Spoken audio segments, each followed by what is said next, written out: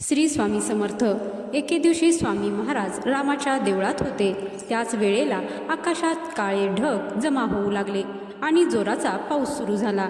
इतक्यात काय स्वामींच्या मनात आले कोणास ठाऊक। स्वामींनी सेवेकरांना हुकूम दिला आणि बोलले, अरे मेणा लाव। सोबतचे सेवेकरी मंडळी जरा अचंबित झाली आणि बोलली, स्वामी बाहेर पाऊस सुरू आहे, सर्व लोक भिजतील।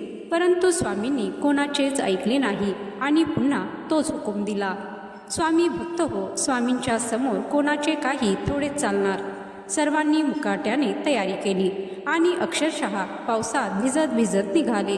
त्या वेळेला स्वामी महाराज मोठमोठ्याने हसू लागले आणि गाणे म्हणू लागले, इंद्र महाराज चले इदल में, बिजली चमके बादल में। आणि सर्व लोक पावसात भिजत भिजत चोळप्पाच्या घरी आले। तर मंडळी, या कथेचा बोध हाच आहे की संकटांना बघून थांबायचे नाही। स्वामी आपल्या पाठीशी आहेत हा विश्वास ठेवून त्यांचा सामना करायचा असतो, हे कायम लक्षात ठेवा। धन्यवाद। जय श्री स्वामी समर्थ।